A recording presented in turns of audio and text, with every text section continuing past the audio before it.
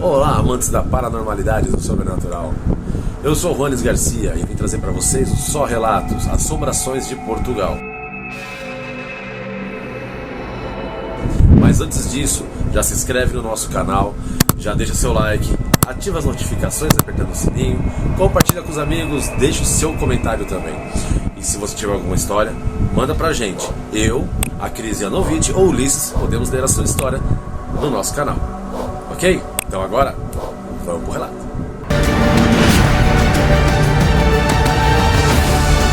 Você está no canal Paranormal e Sobrenatural. Aqui você encontrará relatos de assombrações, investigações e muita informação sobre o sobrenatural. Inscreva-se e acione o sininho para receber as novidades. A Quinta das Lágrimas.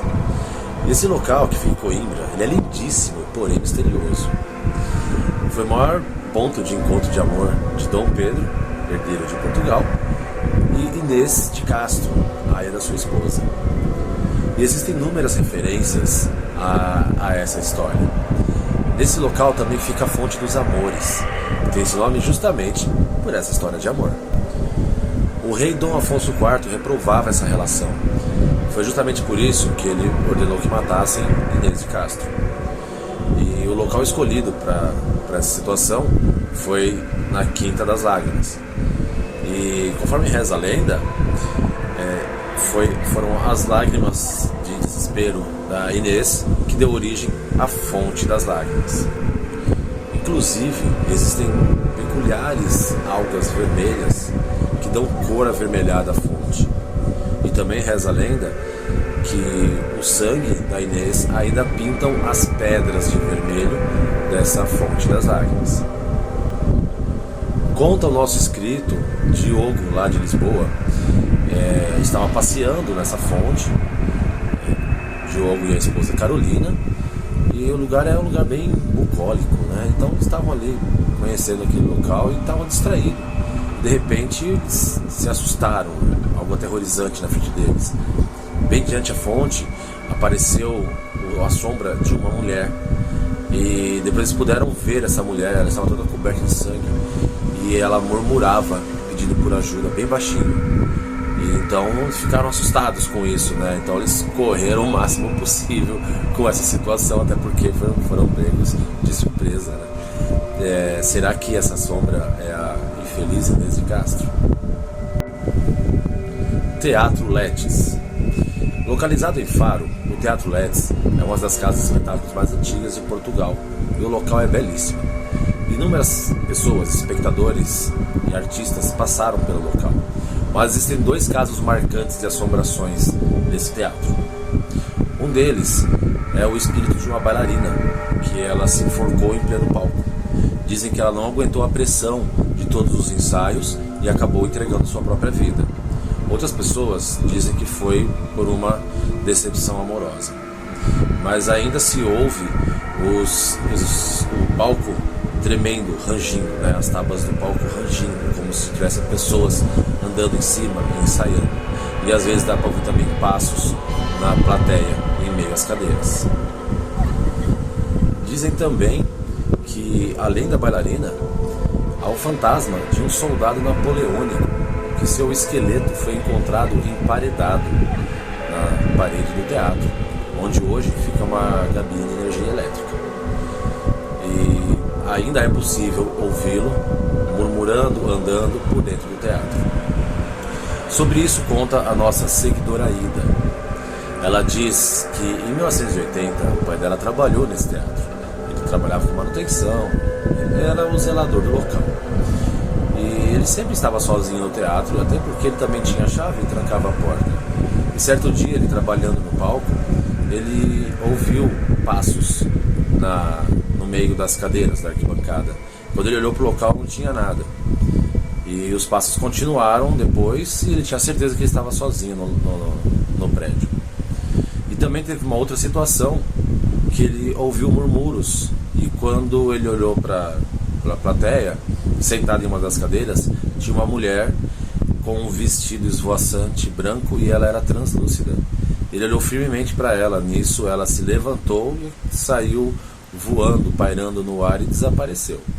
Será que era o espírito da bailarina? E os passos? Será que os passos que andavam para cima e para baixo eram do soldado napoleônico? Precisa de uma investigação para saber. Palácio de Beauséjour. O Palácio de Beauséjour foi construído por ordem da Viscondessa de Regaleira em 1849 e posteriormente adquirido pelo Barão da Glória, que acabou por morrer no local. Desde 1992 que no local funciona o Gabinete de Estudos Olisipolneses da Câmara Municipal de Lisboa. Quem anda pelo local, quem conhece essa localização, diz que é possível ver o espírito do Barão da Glória circulando pelos corredores. E também ele que é responsável por empurrar xícaras, trocar livros de lugar, mexer nas coisas. E no porão, que é onde há mais atividade paranormal, dizem que só pode ser a alma da Viscondessa de Regaleira que circula pelo local. E sobre esse lugar, conta-nos a nossa seguidora inscrita Angelina, que ela é brasileira e mora em Coimbra. Ela diz que tem um grande amigo que trabalhava no Palácio de Beauséjour. E ele contou a ela que um dia ele foi tomar um chá que ele havia preparado anteriormente, que estava na sua garrafa. E aí ele colocou o chá quente na própria tampa da garrafa térmica, né? E ele se virou para pegar o bolo que estava em sua mochila. De repente ouviu um forte impacto, né? Uma pancada forte. E quando ele se virou assustado, ele viu ao fundo da sala um homem em pé à sombra, né? Uma penumbra de um homem em pé com roupas, vestes antigas e com a cara bem amarrada, bem assustadora. E a sua caneca de chá, né, a sua tampa com o chá quente estava espalhado pela sala. Misteriosamente ela caiu sem ele ter encostado em nada. Ele ficou apavorado com a situação, ele saiu desse local e nunca mais ele conseguiu ficar sozinho dentro do Palácio de Beauséjour.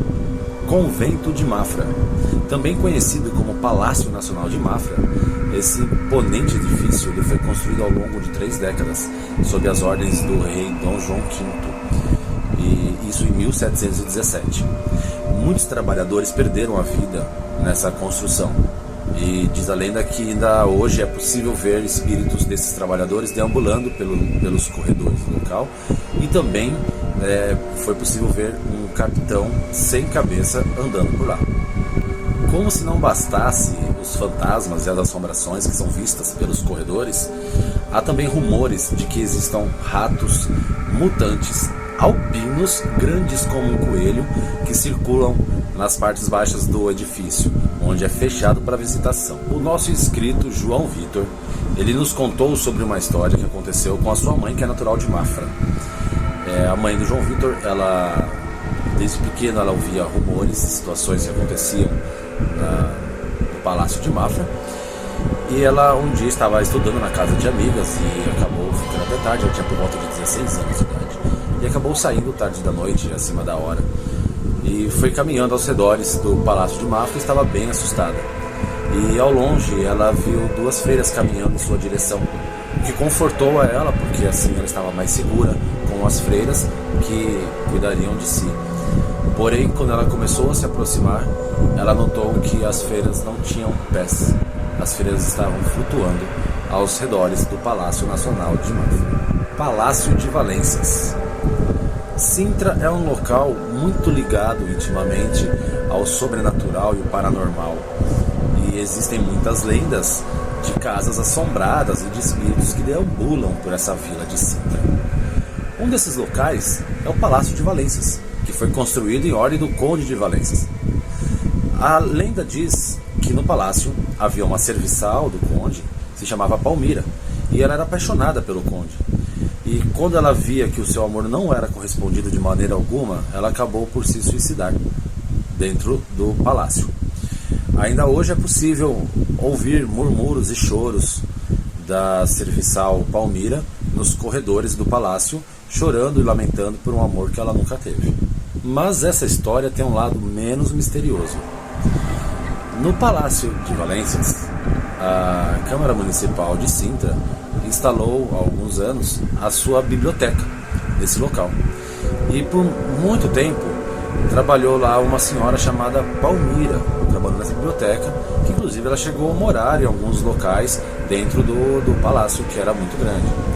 E trabalhou até o final de sua vida, acabou por falecer ainda quando trabalhava na biblioteca. E as pessoas que trabalhavam lá ainda, para assustar os outros colegas, faziam algumas pegadinhas, dizendo que via assombrações, alguma coisa, da Palmira pelos corredores da biblioteca. E a partir dessa história, que começou com uma brincadeira sobre a funcionária que se chamava Palmira, a história fixou no local e agora é chamado de a Serviçal do Conde de Valenças, Castelinho da Nossa Senhora de Fátima. Contam-se que as casas ao redor do castelinho ainda existem vários fantasmas e várias histórias a esse redor, mas nenhum comparado à história do Castelinho de Nossa Senhora de Fátima. Esse castelinho chama muita atenção pela sua construção peculiar. Ele foi construído em 1917 e posteriormente vendido em 2016 por uma quantia aproximada a 3 milhões de euros. Contam que o novo proprietário do castelinho, além da sua imponente aquisição, levou de brinde alguns fantasmas que rodeiam o castelinho. Há quem conte a história de uma menina que morava em uma das casas vizinhas ao castelinho, que ela caiu acidentalmente de uma das janelas da casa, perdendo a vida. E os pais dessa menina posteriormente ofereceram a moradia para uma instituição de apoio a deficientes visuais. E também tem uma outra história sobre essa mesma menina, de que na verdade ela era filha dos primeiros proprietários desta casa. Por isso ela ainda permanece no local e deambula próximo ao castelinho segurando uma boneca na mão. O Pátio do Carrasco. O Pátio do Carrasco, ele fica em Lisboa, em frente ao Largo do Limoeiro, próximo à antiga cadeia. O pátio hoje já está bem degradado, mas conta-se que neste local havia morado temporariamente Luiz Antônio Alves dos Santos. Ele era conhecido também como o Negro, e ele foi o último carrasco de Portugal. A lenda nos diz que existia um túnel que ligava o Pátio do Carrasco até a prisão do Limoeiro, que era por onde o Negro conseguia ir para executar as suas atividades, as suas funções como carrasco. E ainda hoje diz que no local onde havia esses túneis é possível ouvir choros, prantos do Luiz pelas almas atormentadas as quais ele executou. Dizem que Luiz morreu sozinho, esquecido, triste, doente e pobre. Ele estava com epilepsia e asma. Ele faleceu em 18 de agosto de 1873. A Capela dos Ossos de Évora. Capela dos Ossos de Évora, por Paulo Quercy. Nós ossos que aqui estamos, por vossos esperamos. E é com essa frase de Paulo Quercy que a Capela dos Ossos de Évora nos dá as boas-vindas. Essa frase é uma mensagem para os vivos, é uma lembrança de que a nossa vida é efêmera e que um dia nós também nos tornaremos apenas ossos. A Capela dos Ossos é um dos monumentos mais conhecidos da cidade de Évora e fica situado na igreja de São Francisco. Ela foi construída no século XVII por iniciativa de 3 monges franciscanos. A sua construção se deu para que as pessoas refletissem sobre a transitoriedade da vida e também para representar uma alegoria à morte. Mais de 5.000 ossos e crânios adornam as paredes, tetos, colunas até o exterior dessa capela, e esses ossos são provenientes dos cemitérios da cidade. E além disso, há também 2 esqueletos inteiros pendurados na capela, e um destes é de uma criança. O nosso seguidor, com o nome de Irineu, ele nos conta a sua experiência na capela. Ele diz que visitou o local e realmente ele é bem assombrado, é tenebroso, até porque há muitos crânios que enfeitam as paredes, isso torna o local bem penúmbrio mesmo. E eles estavam com os amigos do colégio, conhecendo o local, andando pelos corredores. De repente eles viram uma menina, uma criança, correndo de um lado ao outro e se escondia, passava à frente dele e se escondia. Até que em determinado momento, essa criança, que eles acharam que era uma criança viva, essa criança apareceu na frente deles, né? Veio correndo e parou na frente deles, deu uma leve risada e simplesmente desapareceu no ar, e não viram mais essa criança pelo local. Eles viram que realmente se tratava de um fantasma. A Quinta de Marquês Gomes, por Henrique Rubio Ross. No início do século XX, Manuel de Marquês Gomes, ele era um homem importante na cidade de Canidelo, Vila Nova de Gaia, fez fortuna no Brasil e voltou para Portugal, mandando construir esse belo palacete às margens do Rio Douro. Com a sua morte em 1932, os seus 13 filhos não conseguiram chegar a um acordo quanto à herança e a casa acabou por ser abandonada. Hoje o palacete faz parte do complexo de habitação Quinta Marquês Gomes. Mas dizem que o primeiro proprietário ainda assombra o local. Quem já passou por ali conta que já ouviu vozes e sons inquietantes. E um dos sons mais convincentes que consegue comprovar a existência de fantasmas foi realmente captado e dá para se ouvir claramente uma voz de um homem, uma voz bem grossa, dizendo: saiam já daqui.